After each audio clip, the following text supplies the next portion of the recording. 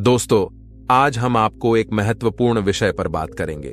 7 बातें जो किसी को मत बताना चाहिए। इस वीडियो में हम आपको सलाह देंगे कि कौन सी बातें आपको अपने दोस्तों और परिवार सदस्यों से छुपानी चाहिए। तो बिना देर कीजिए हमारे साथ बने और इस महत्वपूर्ण चर्चा में शामिल हों। तो चलिए कहानी शुरू करते हैं। एक गांव में राजू नाम का एक नौजवान लड़का रहता था। जैसा उसका नाम था वैसा ही उसका स्वभाव ही था। वह ज्यादा अपना दिमाग नहीं लगाता था। जैसा उसके घर वाले और लोग बोलते थे वैसा ही वह कर देता हूं, और जो उसे लगता बिना सोचे समझे लोगों के सामने वहीं बोल देता। राजू के घर की आर्थिक स्थिति अच्छी थी। उसके पिता के पास खेती करने के लिए पर्याप्त जमीन थी, जिससे अच्छी खासी फसल हो जाती थी। राजू के माता पिता काफी दयालु स्वभाव के व्यक्ति थे, लेकिन लोग उनके दयालु स्वभाव का गलत फायदा उठाते थे। गांव के लोग अक्सर अपनी मजबूरी बताकर उनसे अनाज और पैसे उधार मांग लेते और लौट आते। समय आनाकानी करते और तरह तरह के बहाने बनाते। राजू के माता पिता भी अपने शांत और दयालु की वजह से लोगों से अपना उधार वापस लेने के लिए दबाव नहीं डाल पाते थे। इस तरीके से दोस्तों, रिश्तेदारों और गांव वालों के बीच उनके बहुत से पैसे उधार के रूप में फंस चुके थे। इसके बावजूद भी अगर उनके पास कोई अपनी मजबूरी सुनाकर कर रोने लग जाता तो उसे भी धनिया पैसे उधार देकर उसकी मदद कर देते हैं। शायद अपने माता पिता की वजह से ही राजू का स्वभाव भी इतना भोला था। इसी बीच राजू की माता पिता बड़े ही धूमधाम से राजू की शादी कर देते हैं। लेकिन राजू की पति स्वभाव से थोड़ी तेज और नाज नखरे वाली थी, इसलिए वह अपनी मनमर्जी से पैसे खर्च करती थी और अपनी बातों से घर वालों को दबा रख दी थी। लेकिन राजू अपनी पत्नी से बहुत प्रेम करता था। वह उसकी हर इच्छा को पूरी करता, उससे अपनी सारी बातें साझा करता। इस तरीके से कुछ साल बीत गए। लेकिन एक दिन अचानक राजू के पिता की तबीयत खराब हो गई। उन्हें गांव के बाद के पास ले जाया गया, लेकिन गांव के भेद को उनकी बीमारी का कोई पता नहीं चला। तो फिर उन्होंने बड़े नगर के एक बेड के पास दिखाया। वहां जाकर उन्हें पता चला कि राजू के पिता के शरीर में कर्क रोग की शुरुआत हो चुकी है। वैद्य ने राजू की मां को बताया, वैसे तो कर्क रोग का कोई इलाज नहीं है, लेकिन यह रोग अभी शुरुआत में ही है, इसलिए अगर सही उपचार किया जाए तो संभावना है कि रोगी को बचाया जा सकता है। लेकिन इस उपचार में समय और धन की दोनों ही बड़ी मात्रा में जरूरत है। उसकी पत्नी ने राजू और पिता को वैद्य के पास छोड़कर गांव वापस चली जाती है और वह उन सभी लोगों के घर जाती है जिन्होंने उनसे पैसे उधार लिए थे। उनमें से कुछ लोग तो पैसे वापस दे देते हैं, लेकिन ज्यादातर लोग यहां वहां का बहाना बनाकर बात को टाल देते हैं। इसलिए बोलो कि मां गांव के छेद के पास जाकर ब्याज में पैसे लेकर आती है और शहर वापस चली जाती है और अपने पति का इलाज करवाना शुरू कर देती है। लेकिन इलाज बहुत ही महंगा था और लंबा चल रहा था, इसलिए साहूकार से ज्यादा पैसे उधार लेने की बजाय राजू और उसकी मां ने अपने कुछ खेत बेचने के लिए निश्चय किया और उन्होंने अपने कुछ खेत गांव के छेद को बेच भी दिए। लेकिन इतना लंबा इलाज करवाने के बावजूद है राजू के पिता की तबीयत ठीक होने का नाम नहीं ले रहे थे। उनके इलाज के खर्चों की वजह से लगातार बोलो के गहने और उनके खेत भी बीतते चले गए। अब तो उनके पास नाम मात्र का ही खेत बच गया था। लेकिन दूसरी तरफ राजू के पिता की तबीयत दिन ब दिन और भी खराब होती जा रही थी। एक दिन जब राजू बाजार से सामान लेकर वैद्य जी के घर पहुंचा तो उसने देखा कि उसकी मां उसके पति का सिर अपनी गोद में रखकर जोर जोर से रो रहे हैं। राजू के पिता इस दुनिया को छोड़कर जा चुके थे। उसके पिता की मौत के बाद उसकी मां भी बहुत उदास रहने लगी थी। साथ ही उनके परिवार में गरीबी का पहाड़ टूट पड़ा था, क्योंकि थोड़े बहुत खेत बचे थे। उन्हें भी बोलू सही तरीके से संभाल नहीं पा रहा था। अब तक घर और खेत की जिम्मेदारी उसके पिताई संभाला करते थे, इसलिए किसी भी काम को राजू ठीक से नहीं कर पा रहा था। राजू की पत्नी, जिससे मन मर्जी से खर्चा करने की आदत थी, अब उसके फिजूल खर्चे भी बंद हो चुके थे। घर में रोज छोटी छोटी बातों पर झगड़ा कर लेती है, लेकिन राजू और उसकी मां चुपचाप सुन लेते हैं। राजू अपने साधारण सभा की वजह से सारी कमजोरियों को, पिछली गलतियों को, कई बार तो उसने मायके वालों के सामने उसे जलील भी करते। राजू को लगता था कि अगर वो अपने दोस्तों और रिश्तेदारों से अपनी मजबूरी और दो के बारे में बात करेगा तो लोगों से उससे सहानुभूति और मदद भी मिलेगी। लेकिन लोग उसकी मजबूरी सुनकर उसके सामने तो उसे विचारक कहते, लेकिन बाद में उसका मजाक उड़ाते कि कैसा बेवकूफ इंसान है, इसके बाद भी बेवकूफ था और हमें बेवकूफ है, हमें इसकी मदद कैसे कर दें, यह लल्लू इंसान हमारे पैसे कैसे वापस करेगा। इसी तरह लोग उसके पीठ पीछे उसके बारे में तरह तरह की बातें करते और उसका मजाक बनाते हैं। लोग राजू और उसकी मां के सामने अच्छी अच्छी सलाह देते हैं, लेकिन कोई भी असलियत में उसकी मदद करने के लिए सामने नहीं आता था। ऐसे ही एक दिन अचानक रात में भूलो की मां के सीने में दर्द उठा और वो भी भगवान को प्यारी हो गई। इस घटना के बाद राजू बहुत ही उदास और परेशान रहने लगा। काम तो पहले से ही ठीक से नहीं कर पाता था, लेकिन अपनी मां के जाने के बाद वह अपने घर में ही उदास और दुखी सा पड़ा रहता था। इस बात पर उसकी पत्नी उसे दिन भर ताने मारती और पड़ोसियों से उसकी बुराई करते हैं, जैसे उसके माँ बाप निकम्मे थे और डरपोक थे। वैसा यह भी है, जब राजू पड़ोसियों के मुंह से अपनी पत्नी के द्वारा किए गए उसकी बुराइयों के बारे में पता चलता है तो उसे बहुत गुस्सा आता है और वह भी गुस्से में अपनी पत्नी की पड़ोसियों से बुराई कर देता है। उनकी इस आदत की वजह से पड़ोसी अपने सामने राजू और उसकी पत्नी का बनाते हैं और उन दोनों की एक दूसरे से चुगली भी करते हैं, जिसकी वजह से राजू और उसकी पत्नी के बीच झगड़े होने शुरू हो गए। एक दिन झगड़े के दौरान उसकी पत्नी घर छोड़कर अपने मायके चली गई और यह धमकी देकर गई कि वह कभी वापस नहीं आएगी। पत्नी के जाने के बाद राजू और भी अकेला पड़ गया और वह पूरे दिन दुखी होकर अपने भाग्य को कोसता रहा। कई बार तो उसे विचार था कि अब मैं आत्महत्या कर लेता हूं, लेकिन फिर हुआ कुछ सोचकर रुक जाता। कुछ समय पहले तक जो लोग राजू को अपना दोस्त, रिश्तेदार और पड़ोसी बताकर मीठी मीठी बातें करते, उसके पिता से सहायता मांगते थे, आज वही लोग राजू का मजाक उड़ाते, उसे पागल कहते। राजू अंदर से दुखी और पूरी तरह से टूट चुका था। राजू बस किसी तरह से अपना जीवन काट रहा था। लेकिन एक दिन राजू के गांव में बहुत ही प्रसिद्ध महात्मा आते हैं। जब राजू को महात्मा के बारे में पता चलता है तो वह सीधे महात्मा के पास जाता है और उनके चरणों में गिरकर रोने लगता है। महात्मा राजू को उठाते हैं और उसके इस असीम दुख का कारण पूछते हैं तो बोलो अपने परिवार के ही सारी कहानी महात्मा जी को कर सुनाता है। राजू की पूरी बात को महात्मा जी ध्यान से सुनने के बाद उसे कहते हैं, तुम्हारे परिवार की इस हालत का कारण कोई नहीं, बल्कि तुम्हारा और तुम्हारे पिता का हद से ज्यादा सीधा होना और पारिवारिक बातों को दूसरों से बता देना है, जिन बातों को कभी किसी से साझा नहीं करना चाहिए। तुम्हारे स्वभाव का इलाज लोगों के द्वारा दिए गए धोखा और तानों और तुम्हें भारत में लाकर कर दिया। लेकिन आज मैं तुम्हें उन 7 बातों के बारे में बताऊंगा जिनके बारे में तो मैं किसी से नहीं बताना चाहिए। राजू पूरा ध्यान लगाकर महात्मा जी की बातें ध्यान से सुन रहा था। महात्मा जी ने कहना शुरू किया कि पहली बात जो तुम्हें किसी से नहीं बतानी है वह है तुम्हारे दुख और मजबूरी। ज्यादातर लोगों के जीवन में छोटा सा दुख और मजबूरी आई नहीं, क्यों इसका ढिंढोरा पीटना शुरू कर देते हैं। लेकिन क्या दूसरों का अपना दुख और मजबूरी बताने से हमें उस दुख से छुटकारा मिल जाता है? नहीं, बिल्कुल नहीं। बल्कि ऐसा करने से हम लोगों की नजरों में कमजोर और मजबूर व्यक्ति साबित हो जाते हैं। ज्यादातर लोग मदद तो कतई नहीं, लेकिन हमारी पीठ पीछे हमारी मजबूरी का फायदा जरूर उठाते हैं। जरा सोचो, दूसरों से अपनी मजबूरी बताने का कारण क्या हो सकता है? या तो अपनी मजबूरी बताकर सामने वाले की सहानुभूति हासिल करना चाहते हैं, या फिर उससे किसी भी प्रकार की आर्थिक मदद चाहते हैं।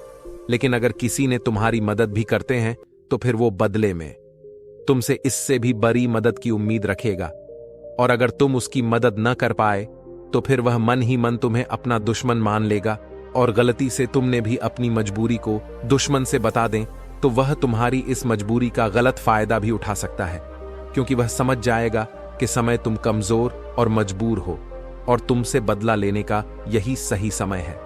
इसलिए अपने दुख और मजबूरी किसी भी इंसान के साथ साझा मत करो और लोगों के स्वभाव को पढ़ना क्योंकि अगर तुम लोगों का स्वभाव, उसकी नीयत और गहराई को समझना सीख लिया तो तुम खुद को बहुत सी मुसीबतों से बचा सकते हो। वैसे दोस्तों, किसी भी इंसान की असल स्वभाव और उसके नीयत के बारे में समझना काफी ही आसान हो जाता है। महात्मा ने कहा, दूसरी बात जो तुम्हें लोगों से साझा नहीं करनी है वो है अपने अतीत की गलतियां और भविष्य की योजनाएं।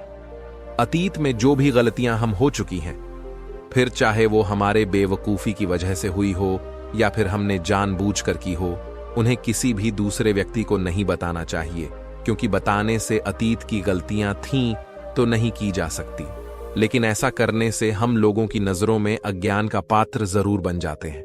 हमारे अतीत की गलतियां पता चलने के बाद लोगों में सबकी नज़र से देखना शुरू कर देते हैं और लोगों को हम पर भरोसा भी कम हो जाता है, और कई मौकों पर तो लोग हम पर भरोसा करना ही छोड़ देते हैं। भले ही अब हम हुआ इंसान न रहे हैं जो जब हमने वह गलती की थी, लेकिन लोग फिर भी हमें हमारी उसी अतीत के गलती के साथ जोड़ कर देखेंगे, और या एक चीज समाज में हमारी छवि को खराब करती है और एक भरोसेमंद व्यक्ति का दर्जा हमसे छीन लेती है।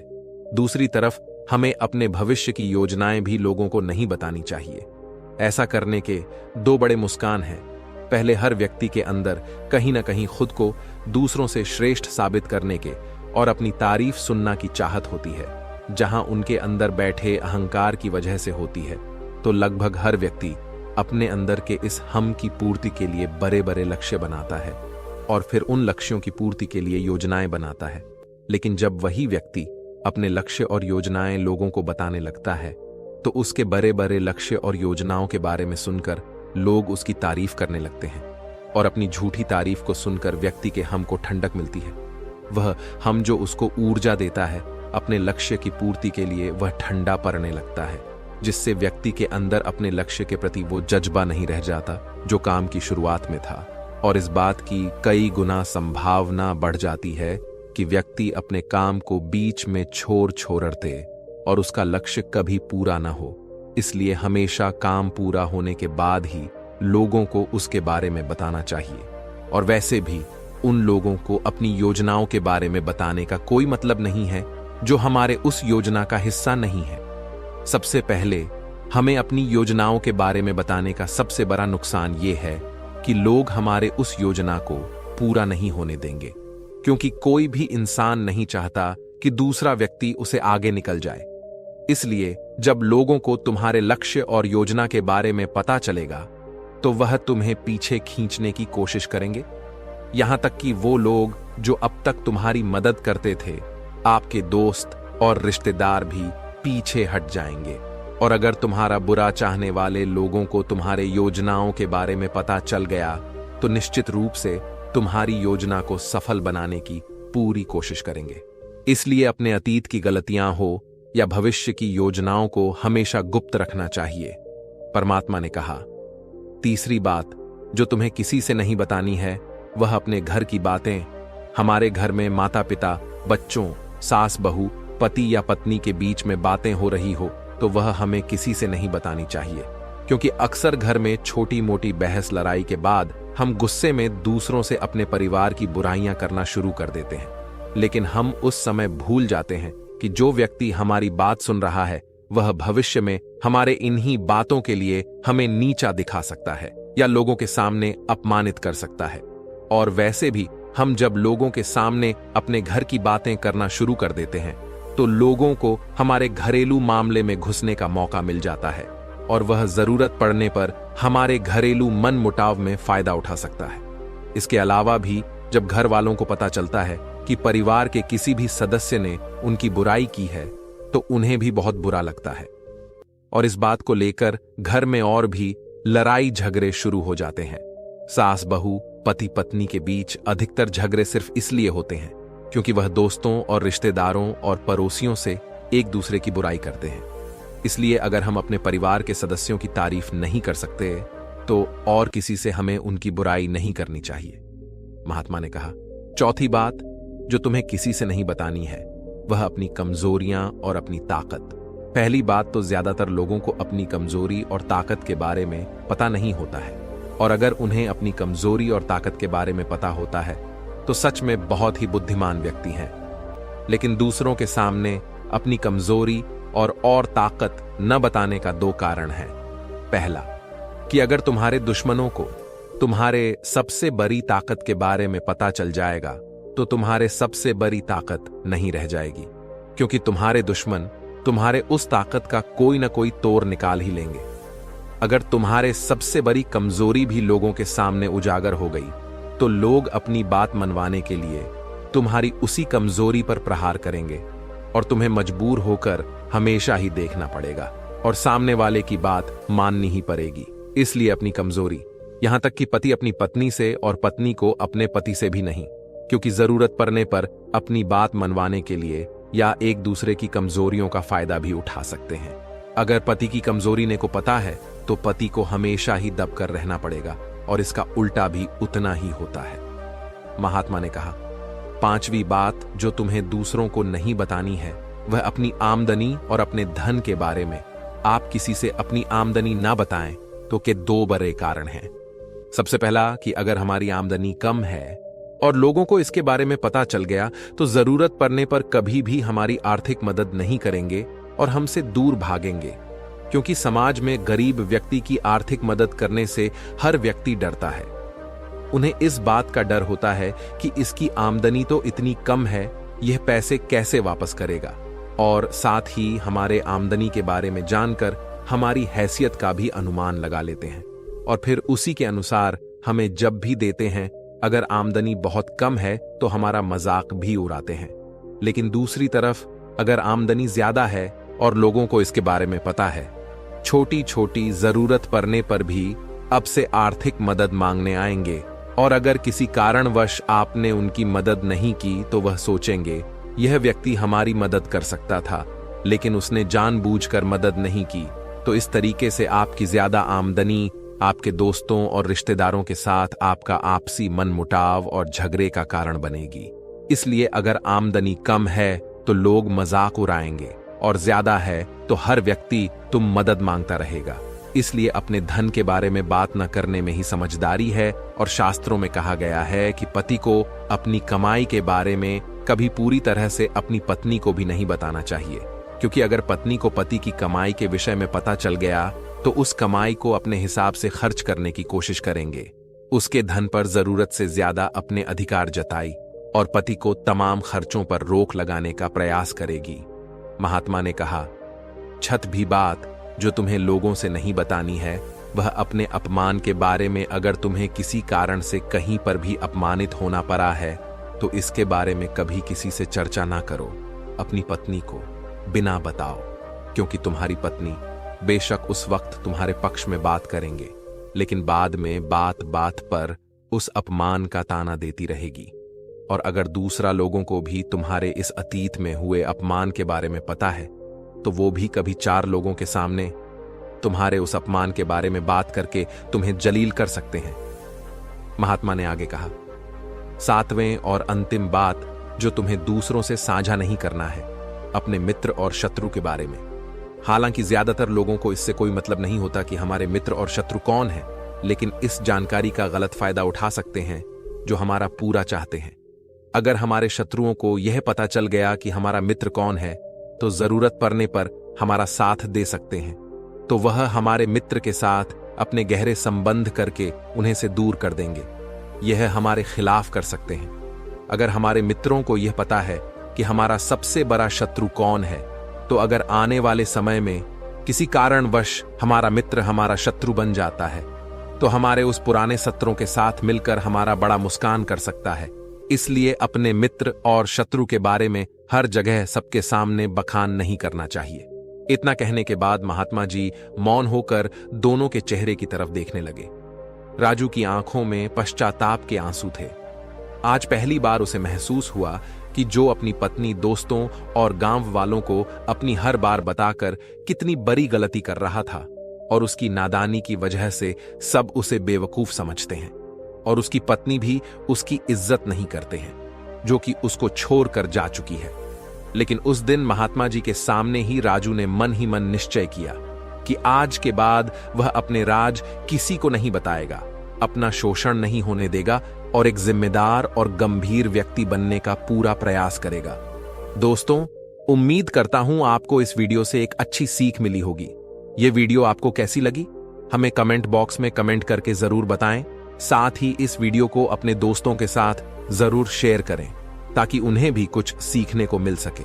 और अभी तक आपने इस चैनल को सब्सक्राइब नहीं किया है तो चैनल को सब्सक्राइब जरूर करें और एक नई वीडियो के साथ मिलते हैं। तब तक के लिए अपना ख्याल रखना। धन्यवाद।